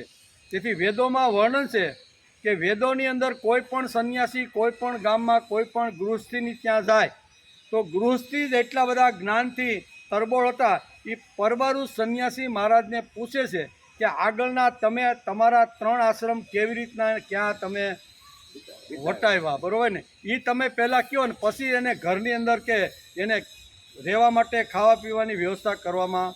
આ વૈદિક સિદ્ધાંતો જે શાસ્ત્રકારોએ જે નક્કી કર્યા ને એ પ્રમાણે જૂના કાળમાં હાલતું હતું. કોઈ પણ સંન્યાસી મહારાજ આવે એટલે ગૃહસ્થી પહેલો જ પ્રશ્ન પૂછે, બ્રહ્મચર્યમાં કયા તપોવનમાં તમે ભણ્યા, ગૃહસ્થાશ્રમમાં રહીને શું શું કર્યું, ત્યાર પછી તમે આવી રીતના વાનપ્રસ્થ આશ્રમમાં આવ્યા ત્યારે તમે કઈ વાત કરી, તો આ ત્રણે ત્રણનું વિસ્તારથી તમે જો વર્ણન કરો તો પછી તમને અમારા ગામમાં કે અમારા ઘરમાં ઉતારો. આ જૂના કાળની એક પદ્ધતિ હતી અને એ વેદોએ નક્કી કરેલી બધી આ નિષ્ઠાઓ હતી. આપણે કાંઈ ઊભી કરેલી વેદોની અંદર આ બધું વર્ણન આવેલું છે, પણ ધીમે ધીમે સંપ્રદાયનું જોર વધતા વેદ નિષ્ઠા માણસની ખલાસ થઈ ગઈ છે. તેથી દરેક મંદિરોની અંદર વેદનો જે ધ્વનિ થવો જોઈએ ને, એ વેદોના ધ્વનિ દરેક મંદિરમાંથી એના સૂર નીકળી ગયા અને મનમાં આવી આરતી, મનમાં આવે એવી પ્રાર્થના, મનમાં આવે એવું બધું આવી રીતનું કરી અને સમાજમાં થવા લાગ્યું કે નહીં.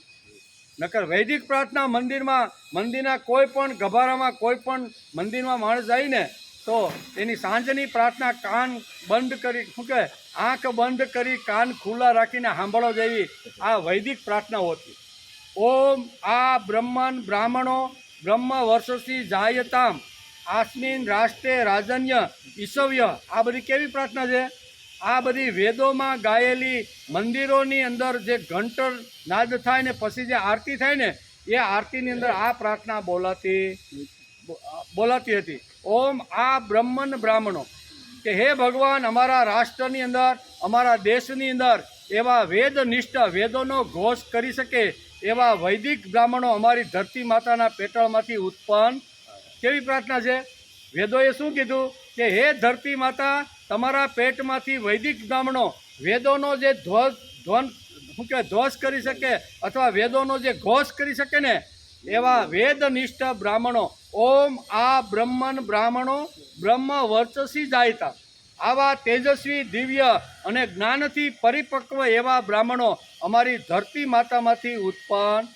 હવે આ પ્રાર્થના કઈ વેદોની હતી, ક્યાં ગવાતી હતી? તો કે મંદિરોમાં. તો આજે ગવાય ક્યાંય? ઓમ આ બ્રાહ્મણો બ્રહ્મ વર્ષસી જાયતામ આસ્મિન રાષ્ટ્રે, અમારા રાષ્ટ્રની અંદર અસ્મિતા યુક્ત એવા થનગનતા યુવાનો ઊભા થાય. કેવા? બળવાળા, શક્તિવાળા, તેજવાળા, જ્ઞાનવાળા. બરાબર? કોઈ પણ રાષ્ટ્ર ગમે ત્યારે હુમલો કરે તો એની સામે હિંમતથી ઊભા રહે એવા ભારતના ભૂમિ ઉપર આવા યુવાનો અમારા આ બ્રાહ્મણો બ્રહ્મ વર્ષસી જાયતામ આસ્મિન રાષ્ટ્રે. અમારા આસ્મિન એટલે અમારા રાષ્ટ્રમાં, એટલે અમારા રાષ્ટ્રમાં અહીંયા ગાયોના માધ્યમથી, ગાયો દ્વારા દૂધની રેલમ સેલ વહાવીને એવી ભગવાન અમારી આ ભારતની ભૂમિ ઉપર તમે ગાયોને મોકલી. કેવું આ બધું વર્ણન શેમાં છે? વેદોમાં છે. અને વેદોનું વૈદિક જે નિષ્ઠા હતી, વૈદિક જે તત્વજ્ઞાન હતું, વૈદિક જે પ્રાર્થના હતી ને, એ મંદિરોમાંથી એનો જે ઘોષ સવાર અને સાંજ 2 ટાઈમ જે થતો હતો ને, એ બધો બંધ થઈ ગયો. અમારા મનમાં આવે એવી આરતી, એક મહારાજ કોઈ આરતી બનાવી નાખે મનમાં આવી, અને એ આરતીનું રોજ આવી તો એ પાછી વગાડવાનું નહીં, એ ટેપ કરેલી હોય, બટન દબાવે એટલે પછી ચાલુ ને એની હારે આપણે એમાં કાંઈ અસર થાય ને. જૂના કાળમાં તો દરેક ગામનો વ્યક્તિ મંદિરે જતો અને પ્રાર્થનાની અંદર હાજર રહે ને પછી ત્યાંનો કાંઈ પ્રસાદ કે શરણામત હોય ને એ બધું લઈને ઘરે બધા આવતા. જૂના કાળમાં પદ્ધતિ હતી. પણ ધીમે ધીમે કળિયુગ આવ્યો એટલે કહે છે ને કે સંપ્રદાયનું જોર વધતા આ વૈદિક જે નિષ્ઠા હતી ને એ ધીમે ધીમે હળવી પડવા લાગી. વેદોમાં આ બધી નિષ્ઠા હતી. ઓમ આ બ્રાહ્મણો બ્રહ્મ વર્ષસી જાયતામ આસ્મિન રાષ્ટ્રે.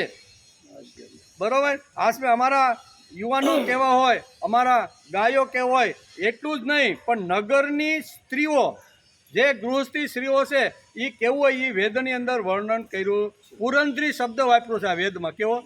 અમારા રાષ્ટ્રની જે સ્ત્રીઓ છે ને એ પુરંદ્રી સ્ત્રી હોવી જોઈએ. પુરંદ્રી સ્ત્રી એટલે નગરની અંદર પુરુષો બધા કામકાજ માટે, ધંધા માટે, નોકરી માટે જ્યારે બહાર ગયા હોય અને કોઈ આવી રીતના બીજા રાષ્ટ્રનો અથવા બીજા રાજ્યનો કોઈ હુમલો આ નગર ઉપર કરે ત્યારે હાથમાં તલવાર લઈ અને ઝાંસીની રાણીની જેમ લડવા પડે ને એવી પુરંદ્રી સ્ત્રી અમારા રાષ્ટ્રમાં ઉત્પન્ન. કાંઈ વાંધો નહીં, અમારા પતિ ભલે ગયા, અત્યારે સંકટ આવ્યું છે ગામની અંદર અને અમે દુશ્મનોનો કચડ ઘાણ કાઢીને એમ કરીને હાથમાં તલવાર લઈ અને એ સામેના દુશ્મનોનો કચડ ઘાણ કાઢી નાખે એવી સ્ત્રીઓ અમારા રાષ્ટ્રની અંદર ઊભી. આ કઈ પ્રાર્થના હતી ભાઈ? વેદોની પ્રાર્થના. તો વેદોની પ્રાર્થનાનો ઘોષ આજે ગયો, બધું ખૂબ માગ્યું છે. બરોબર? નિકામે જ્યારે જરૂર પડે ત્યારે વરસાદનો ભગવાન તમે એટલો વરસાદ કરો કે એનાથી અમારું ધન ધાન્ય અમારો જે પાક છે ને એ ખોબા ભરીને ધરતી માતા મને આપે ને નિકામે બસ આખી વૈદિક જે પ્રાર્થના છે ને એ બહુ સમજવા જેવી. જરૂર પડે ભગવાન તમે વરસાદ મોકલો અને અમારો અઢળક આવી રીતનો અમારા ખેતરોની અંદર પાક હિલો રહે એવું ભગવાન તમે. આ વૈદિક પ્રાર્થનાથી વેદ નિષ્ઠા પકડી અને સમાજમાં લોકો ચાલતા હતા. ધીમે ધીમે આ વેદ નિષ્ઠા તૂટી ગઈ એટલે ભગવાનને પણ લાગ્યું કે ફરીથી વેદ નિષ્ઠા ઊભી થાય. તેથી અર્જુનને નિમિત્ત બનાવી અને 5000 વર્ષ પછી પણ કામ આવે ને એવી વાત અહીંયા ચોથા અધ્યાયના 25મા શ્લોકમાં 2 પ્રકારના યજ્ઞોની ભગવાને અહીંયા વાત કરેલી છે. વેદ નિષ્ઠા રાખીને તમારે જે દેવને માનવા હોય તે માનો, એમાં કાંઈ આપણી ના છૂટ છે. 36 કરોડ છે ભાઈ, કેટલા અથવા 33 કરોડ એટલે કોટી તો ખરેખર અર્થ એનો પ્રકાર થાય છે. સંસ્કૃતમાં કોટીનો અર્થ થાય છે પ્રકાર, એટલે 33 પ્રકારના દેવતાઓ. પણ આજે આપણે એક વાત સામાન્ય નીકળી ગઈ છે કે 33 કરોડ દેવતા. એટલે હાલવા દઈએ આપણે કદાચ એમ કે ભાઈ 33 દેવતા છે તો આપણે લાફો મારે કોઈ, તું હું હાલી નીકળે. પણ કોટી વાંચી લ્યો શાસ્ત્રમાં, ભાગવતમાં પણ વેદવ્યાસે કોટી શબ્દનો અર્થ કર્યો છે. કોટી એટલે પ્રકાર, બરોબર ને. તો ત્યાર પછીના કાળમાં માણસ સંપ્રદાયના નાદમાં પડી ગયો અને ધીમે ધીમે વેદ નિષ્ઠા ઉડી ગઈ. ઋષિઓએ અને આચાર્યોએ જે પરેજી અને જે નિયમો રાખ્યા હતા તે પરેજી કોઈ સંપ્રદાયવાળા પાળતા નથી. બધા કહીને તો ગયા છે પણ કોઈ પાળતું નથી. વલ્ભાચાર્યે તો કીધું છે કે હું જેમ ખટ કરતા મારી સાંકળી જેમ દક્ષિણ ભારતમાંથી નીકળીને અને 84 જગ્યાએ 7 દિવસ ભાગવત કરી અને ગીતાનું પારણ કરીને ભગવાનથી છૂટો પડેલો જીવ હતો ને એને પાછો પ્રભુ તરફ વાળવાનો પ્રયત્ન કર્યો. મારી પાછળ રહેનારા અથવા મારું અનુસરણ કરવાવાળાએ આ પ્રકારની એની શું કહેવાય પદ્ધતિ હોવી, નિયમ હોવો જોઈએ. પણ કોણ પાળે છે? કોઈ જંગલમાં જાય કથા કરવાનું જાય, તમે મંડપ બાંધો, 5-25 કરોડ રૂપિયા ખર્ચી નાખો ને પછી મહારાજ આવશે એ બધી ભાગવત કહીને વયા જાય. ગામ ત્યાં જંગલની અંદર જ્યાં રામ પહોંચ્યો નથી, કૃષ્ણ પહોંચ્યો નથી, શિવ પહોંચ્યો નથી ને એવા ગામડામાં કોઈ કે હાલો તમને એ કે ન્યા શું આવે, ત્યાં તો મસર ને સાસડ ખાવાના, એ કે ત્યાં થોડું કાંઈ પૈસા મળે. અહીં કેવો તો હા બરોબર કરી નાખીએ, થાય કે ન થાય. એટલે મહાપુરુષો અથવા જે આચાર્યો આપણે જે કહીને જે રસ્તો આપીને ગયા છીએ એનો આજે સમાજમાં મોટા ભાગે અનાદાર થઈ રહ્યો છે. તેથી કહે છે કોઈ પરેજી પાળતું નથી, તેના પરિણામે આ અંતર આવી ગયું. કેવું? પરેજી પાળે તો અંતર આવે નહીં. નહીંતર જેનો જે ઉપાસ્યા દેવ હોય, જેને જે ગમી ગયો હોય એની ભલેની ઉપાસના કરે. આપણે તો ધડબડાટી વળી એક ભગવાનના કેટલાય ટુકડા કરી નાખી. કેટલા? એક જ ભગવાનના ઘણા બધા ટુકડા કરી નાખીને એ કોઈ વળી મુગટને માને, વળી કોઈ 11 વર્ષ ને 52 દિવસના માને, કોઈ વળી ગીતા ગાનાને માને, બરોબર ને, કોઈ વળી વૃક્ષમાં 8 રાણી સાથે જે મોજ કરે છે એને માને. આવા ઘણા એક જ ભગવાનના બધાના ટુકડા આપણે કર્યા કે નહીં, આવા તો આપણે ડાયા પાછા, બરોબર. એટલે ભગવાને શાસ્ત્રોએ વેદોએ જે નિર્ઘોષ કર્યો છે ને એ નિર્ઘોષનો કોઈ ધ્યાન આપવા, બસ પોતાને આવક ક્યાંથી મળે છે. આ 3 કરોડની ગાડી કાંઈ એમને ના આવે? 2 લાખના ચશ્મા પહેરીને મહારાજ ઊભો હોય, મોટી જોટર ને લાગે કે આ કોઈ હીરો આકાશમાંથી ઉતરો એવું. હવે આવે ક્યાંથી ભાઈ બધું? કે મારા તમારા જેવાના ખિસ્સામાંથી હળવા થાય ને. કોઈ ચમત્કારના રાજમાં પીડ્યા છે, કોઈ આમ કરીને તેમ કરીને આડે હવળે રસ્તે બધું, કોઈ વૈકુંઠ બતાવે ને કોઈ અક્ષરધામ બતાવે ને કોઈ આવી રીતનું બતાવીને લેવાના પ્રયત્ન બધા કરે કે નહીં. તેથી અહીંયા કોઈ પછી આ શ્લોકમાં ભગવાને યજ્ઞાષ્ટકમ જુદા જુદા યજ્ઞો ભગવાને સમજાવ્યા છે. બધો એ કંઠસ્થ કરવા જેવા છે. આ શ્લોક જે 8 છે ને એ ભગવાને જુદી જુદી રીતે આપણે આ યજ્ઞ સમજાવવાનો પ્રયત્ન કર્યો છે. યજ્ઞના પરિણામો 2 આવે. કેવા? યજ્ઞ કરેલ 2 પરિણામો. એક દેવ થવાનો યજ્ઞ, યજ્ઞ એટલે દેવ નિર્માણ પણ કરે છે, અને બીજો છે દિવ્ય થવાનો યજ્ઞ. યજ્ઞથી દેવ જેવો માણસ બની શકે. દેવ જેવો મારે બનવાનો હોય તો હું યજ્ઞ કરું, અને ખરા અર્થમાં શાસ્ત્રમાં કીધો છે એ યજ્ઞ કરું તો હું દેવ જેવો બની શકું. પણ જો સ્વાર્થ માટે ને ભોગ માટે અથવા બીજાને ઉતારી પાડવા માટે ને બીજા કરતાં હું મોટો છું, બરાબર, મારી પાસે ધન છે, સત્તા છે, સંપત્તિ છે, ઓલા પાસે કાંઈ નથી, એ તો ખાલી હું કાંઈ કૈલાસમાં બેઠો છે. હવે કૈલાસમાં બેઠો છે એને બતાવવા માટે દક્ષ રાજા અહીંયા હરિદ્વારમાં યજ્ઞ કરે તો શું થાય? એનું પરિણામ શું આવે? હે પતનનું જ આવે ને. હું મારા સસરા કરતાં પણ મોટો છું. મારા સસરાને મારે આમંત્રણ આપવું નથી. દેવતાઓ તો ત્યાંથી નીકળે, દેવતાઓને પૂછે પાર્વતી કે આ ભાઈ ક્યાં આવેલા? એ કે તમને ખબર નથી? એ કે હરિદ્વારમાં એ કે એક મોટો તમારા પિતાએ એક યજ્ઞ કર્યો છે ને, એ યજ્ઞમાં જો આ કાવાડી સ્પેશિયલ કેવા, અને એ માયના દરવાજેથી સીધું જ આવવાનું, એમ બોલી લાઈનમાં નહીં ઊભું રહેવાનું. આ અમને સ્પેશિયલ દેવતાઓને આમંત્રણ આપેલું છે. એમ આ બધા દેવતાઓ જ્યાં કૈલાસ ઉપરથી પસાર થાય ને, એટલે પાર્વતી માતા પૂછે છે કે આ તો ધડમાં મોટા મોટા વિમાનો, આ 5 સ્ટાર જેવા વિમાનો લઈને કોણ જાય છે? એ કે ભાઈ અમે હરિદ્વાર જાય છે. એ કે તમે કે અમને આમંત્રણ નથી. કે આમંત્રણ વગર તો જવાય? ગમે તેટલો મોટો સમારોહ હોય, બરાબર ને, આપણે ખબર જ છે કે આમાં આપણે આમંત્રણ મળવું જોઈએ, ન મળ્યું તો ન જવાય, બરાબર ને. એ આપણે સમજાવે છે. એટલે પાર્વતીએ હઠ પકડી ભગવાન શિવજી પાસે કે કોઈ પણ હિસાબે મારે તો મારા પિતાના યજ્ઞમાં જવાનું છે. શંકર ભગવાન કે આપણે આમંત્રણ નથી એમ, અને આમંત્રણ વગર ભલે નહીં ગમે એવો જમાય મોટો યજ્ઞ કરતો હોય તો એમાં આપણે જવાય? સસરા હા ભૂલાઈ જાય ભાઈ.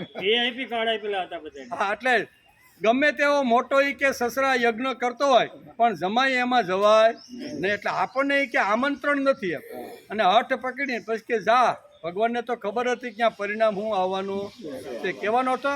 કોઈ સ્વાર્થથી યજ્ઞ કરતો હોય, બીજાને ઉતારી પાડવા અથવા પોતાની મોટાઈ બતાવવા જો કોઈ યજ્ઞ કરતો હોય ને, તો એ યજ્ઞને ભગવાન શિવજી પણ ધ્વંસ કરી નાખે છે. તેથી યજ્ઞના 2 પ્રકાર અહીં ગીતાકારે આ શ્લોકની અંદર આપણે સમજાવ્યા. એક યજ્ઞના પરિણામ રૂપે એક યજ્ઞથી માણસ દેવ સુધી પહોંચી જાય છે, અને બીજો યજ્ઞથી માણસના અંદર દિવ્યતા, આવી રીતના દિવ્યતા આવે છે. આ 2 પ્રકારના પરિણામો યજ્ઞથી થાય છે એવું આ શ્લોકમાં સમજાવ્યું છે. આમ 2 પ્રકારના યજ્ઞનું વિવરણ ભગવાને આ શ્લોકમાં કરેલ છે. દેવ મે વા પરે યજ્ઞમ. શું શબ્દ વાપર્યો છે? દેવ મે વા પરે યજ્ઞમ. જે યજ્ઞનું પરિણામ દેવમાં થાય છે, બરાબર, પ્રારબ્ધમાં થાય છે, તેમાં ભોગો મળે છે, અને ગયા જન્મારે કરેલા યજ્ઞના ભોગો આ જન્મારે મળ્યા.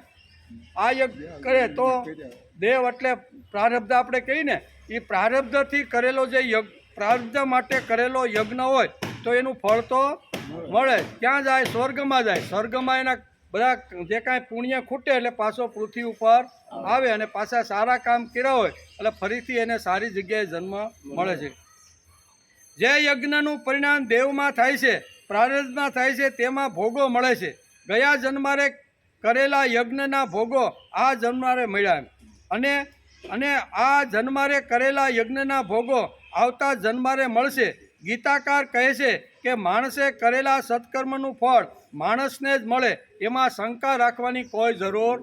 જેવા કર્મ કર્યા હોય એ પ્રમાણે એને આવતો પુનર્જન્મ મળે એવું ભગવાને બહુ સ્પષ્ટ કીધું છે. તેથી બધું ભલે કરીએ પણ આપણું સત્કર્મ વધારે મજબૂત બને ને એવા કર્મ કરવા જોઈએ એમ કે.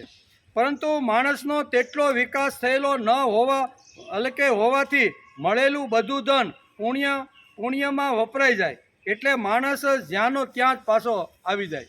જેટલું સારા કામ કર્યા હોય એને હિસાબે સ્વર્ગ મળે, અને સ્વર્ગમાંથી પાછો પુણ્ય, આવી રીતે ઘણા બધા સાધન સંપન્ન લોકોને ત્યાં જન્મ થાય. ત્યાં પાછી એનું કર્મ મજબૂત ન બનાવે તો પાછી હરભેર થઈ જાય કે નહીં.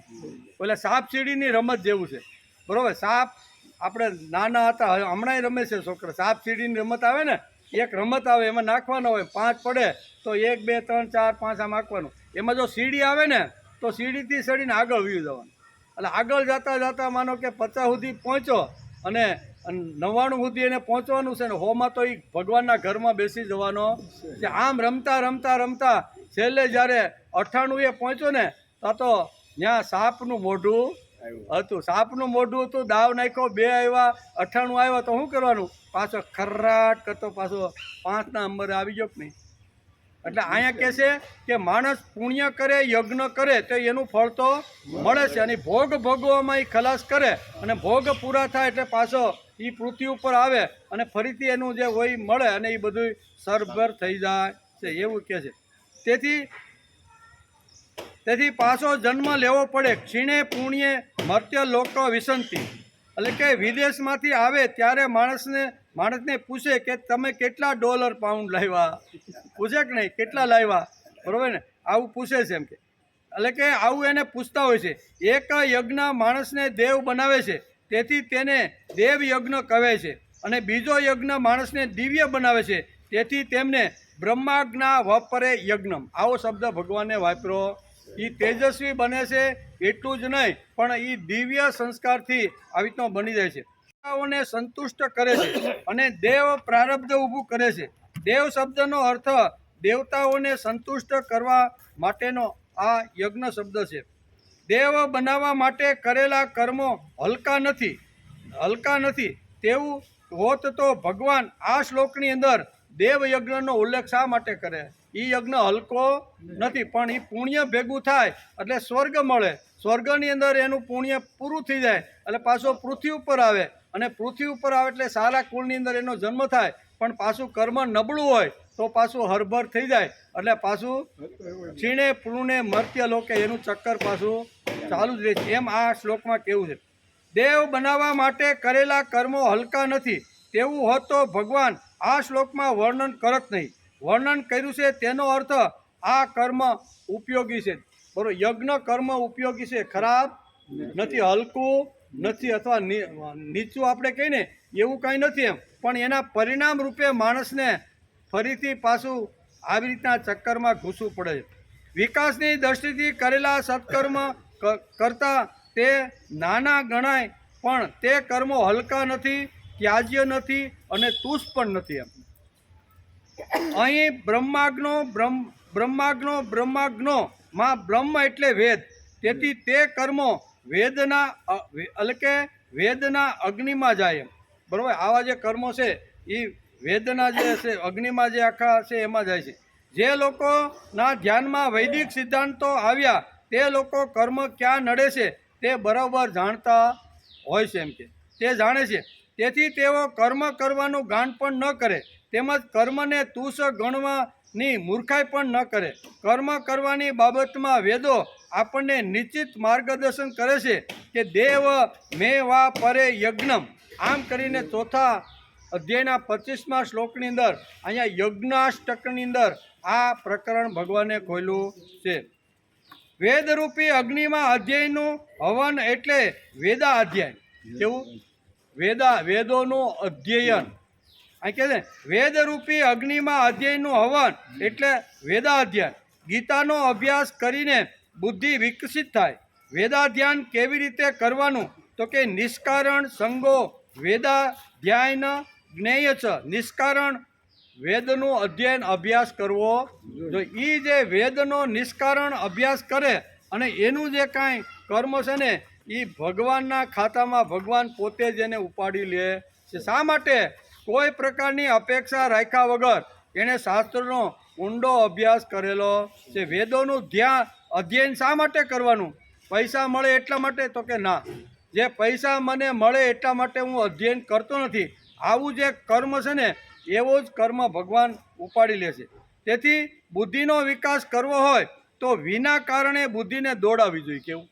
કારણ વગર ઘણી જગ્યાએ દોડાવો ભાઈ, મને કાંઈ મળવાનું નથી, મને કાંઈ કોઈ ભૌતિક પદાર્થ મળવાનો નથી, હાર મળવાનો નથી, સાલ ઓઢાડવાનો નથી, છતાંય મારે બુદ્ધિને એકાદ કામમાં એવી રીતને જોતરી દેવી જોઈએ કે જ્યાં નિષ્કારણ કોઈ પ્રકારની અપેક્ષા વગર હું કર્મ કરતો રહ્યો છું. તેથી નિષ્કારણ અધ્યયન કર્યું હોય તો તે હવન કહેવાય. વધારાના સમયનું હવન કરો. ભગવાને માણસને ઘણો બધો 24 કલાકનો સમય આપેલો. એક દિવસમાં 24 કલાક આપણી પાસે છે. એમાં ઘણા કામના ઘણા સમય હોય છે, પણ ઘણા સમય એવો છે કે જેની અંદર આપણે કાંઈ કામ હોતું નથી. તો એ કામને અહીં કહે છે કે એમાં સમયનું હવન કરવાનો માણસે પ્રયત્ન કરવો. જેમ વિતનું હવન કરે, મોટા મોટા અહીંયા જવ છે, શું કહેવાય, ઘી છે અથવા તલ છે, આવી કિંમતી પદાર્થોનો આવા યજ્ઞમાં જેમ હવન કરી છે ને એમ ભગવાને મને જે સમય આપ્યો છે એ સમયનું પણ હવન માણસે કરવું જોઈએ. એને જ ભક્તિ કહેવામાં આવે છે. તેથી નિષ્કારણ વેદાધ્યાન કરવું. વેદનો અભ્યાસ કરવો, શાસ્ત્રનો અભ્યાસ કરવો, એમાં કોઈ પ્રકારની અપેક્ષા કે કોઈ પ્રકારની કામના કે વાસના નહીં. હું તો નિષ્કાળ મારા ભગવાન ઉપર, વેદો ઉપર મહાપુરુષો ઉપર મને પ્રેમ છે, તેથી અમે અભ્યાસ કરી રહ્યા છીએ. તેથી નિષ્કારણે વેદા ધ્યાન કર્યું હોય તો તે હવન કહેવાય. વધારાના સમયનું માણસે પ્રભુ કાર્યની અંદર હવન કરવું જોઈએ. આજે માણસને તપ કરવું નથી અને તરત જ ગીતા ખબર પડવી જોઈએ એમ ઘણા લોકોને લાગે. તપ કરવું નથી, 12 વર્ષ પૂરા થાય ને ગીતાનો અભ્યાસ કરતાં કરતાં 12 વર્ષ, ગીતાને કેટલા વર્ષ વાંચવાની? એક જ સ્થળ ઉપર બેસી અને કોઈ પણ પ્રકારનો ખાડો રાખ્યા વગર ગીતાનો જો પૂર્ણ અભ્યાસ કરે 12 વર્ષ સુધી તો જ એને ગીતા ખબર પડે એમ કે. આજે માણસને તપ કરવું નથી અને તરત જ ગીતા ખબર પડવી જોઈએ એમ તેને લાગે છે. વાસ્તવિક ગીતાનું અધ્યયન, ગીતાનો અભ્યાસ માણસે રોજ કરવો જોઈએ. રોજ કરવાનું, 1-2 શ્લોક લેવાના, એની ઉપર મનન કરવાનું, એની ઉપર ચિંતન કરવાનું. ભગવાને આ શ્લોક શા માટે કીધા એનું સુંદર મજાની એના ઉપર અભ્યાસ કરવો, રોજ કરવાનું, બરાબર ને? એક દિવસ ખાઈ લઈ તો હાલે કે ના આજે આપણે બરોબર જમી લીધું છે, હવે 4-5 દિવસ સુધી જમવાનું હાલે જ નહીં. રોજ જેટલું ભલે ઓછો પ્રમાણ પણ ખાવું તો જોઈ. જેમ કે એવી રીતે શાસ્ત્રનો ઊંડો અભ્યાસ માણસે અડધો-પોણો કલાક આઈનો હોય તો ઘેરે બેસીને પણ કરવાનો પ્રયત્ન કરવો જોઈએ. તેથી આજે માણસે તપ કરવું નથી અને તરત જ ગીતા મને ખબર પડવી જોઈએ આવું ઘણાને લોકોને લાગે છે. તેથી કાવ્ય વિનોદમાં એક શ્લોક આપણા શું કહેવાય પૂર્વજો ડાયા હતા ને, એને કાવ્ય વિનોદમાં એક શ્લોક લખ્યો કે સને પંથા સને કંથા સને પર્વત મસ્તિકા સનેર વિદ્યા સને વિતમ પંચે તાની સને સને. 5 વાતો હંમેશા જીવનમાં ધીમે ધીમે લાવવાનો પ્રયત્ન કરવો જોઈએ. એમ આપણા શાસ્ત્રકારો લે. સને પંથા એટલે રસ્તો ધીમે ધીમે કાપવો લાગી તો 1.5 કિલોમીટર હાલીતા થાક શ્વાસ ચડે કે નહીં. તેથી રસ્તો જો 5-7 કિલોમીટર લાંબો જો કાપવાનો હોય તો સને પંથા, હું ધીમે ધીમે શાંતિથી હાલો એટલે શ્વાસ ચડ્યા વગર તમે નિશ્ચિત કરેલો જ્યાં ટાર્ગેટ છે ત્યાં પહોંચી. સને પંથા સને કંથા, કંથાના 2 અર્થ થાય. કંથા એટલે ગોદડી થાય અને કંથા એટલે એક સંન્યાસ. આ 2 વાતો ધીમે ધીમે કરવી જોઈએ. જૂના કાળમાં ગોદડીઓને ગોદડા સીવતા જ નહીં, બહેનોને વધારે ખબર હોય આપણે કરતાં, બરાબર ને? તો એ ધીમે ધીમે નહીં હોય હાલે. તમે કહો એટલે હંસો હાલે એમ જાવ દે નહીં ભાઈ, ન હાલે એમ ગોદડું થાય. આ થોડું કાંઈ કપડું સીવવું છે, આ તો ગોદડું બનાવવું છે ભાઈ. એટલે સને પંથા સને કંથા. કંથા એટલે એક અર્થ થાય છે ગોદડી અને બીજો અર્થ થાય છે સંન્યાસ. એટલે શાસ્ત્રમાં લખ્યું છે, વેદોમાં લખ્યું છે કે 3 પૂર્ણ જ્યારે આશ્રમ પૂરા કરે ને ત્યારે માણસે સંન્યાસ લેવો જોઈએ. આ વેદોનો ઘોષ છે, વેદોની ગર્જના આ રીતની છે, બરાબર? તેથી સને પંથા સને કંથા સને પર્વત મસ્તિકા. ગિરનારની ટોચ ઉપર જવું હોય કે અંબાજીના દર્શન કરવા માટે જવું હોય લાંબે સુધી, બરાબર ને? તો ધીમે ધીમે એક પગથિયા પછી બીજું પગથિયું. સને પંથા સને કંથા સને પર્વત મસ્તિકા સનેર વિદ્યા પણ જો લેવાની હોય ને તો રોજ ગીતા, ઉપનિષદ, વેદ, રામાયણ, મહાભારત, ગીતા એનો રોજ 1-2 શ્લોકનો માણસે અભ્યાસ કરવો જોઈએ. તો 12 વર્ષ સુધી આ જો અભ્યાસ કરે ને તો એની અંદર વિદ્યાનો અંકુર ફૂટે. નહીંતર આજે આવ્યા 1 દિવસ ગીતા સાંભળી, ભાઈ ગીતામાં તો કાંઈ બહુ લેવા જેવું, પણ આની પહેલાં કેટલી ગીતાની વાતો આવી ગઈ એ તે સાંભળી નથી. તે આજનું જ ખાલી સાંભળ્યું એટલે કાંઈ અધૂરું સાંભળે એટલે આગળનું ન સાંભળ્યું હોય તો એ કોઈ દી મેળ પડે ખરો? એ મેળ પડે નહીં. તેથી રોજ માણસે અભ્યાસ કરવો જોઈએ, નિશ્ચિત સમયે કરવો જોઈએ અને એકનિષ્ઠ વ્રત કરીને માણસે અભ્યાસ કરવાનો પ્રયત્ન કરવો જોઈએ. અને 5મી વાત છે સને વિત્તમ. કેવું? વિત્ત એટલે પૈસો પણ ધીમે ધીમે પ્રયત્ન કરીને કમાવાનો પ્રયત્ન કરવો જોઈએ. આપણા આજના યુવાનો કેવા થઈ ગયા છે? ઝડપથી, ફાસ્ટ. આ બાજુવાળોને 1 વર્ષમાં મોટર આવી, બંગલો થઈ ગયો અને હું આ 5-7 વર્ષથી કરું છું, મારે કાંઈ હજી આવ્યું નહીં. ભાઈ હવે આપણે કાંઈક કરવું તો જોઈએ. એટલે ફાસ્ટ કમાવા જાય એટલે શું થાય? જે હતી ઝૂંપડી એ વેચાઈ જાય કે નહીં? ઘણીવાર સમાજમાં આવું બને છે અને બનતું જ રહેલું છે.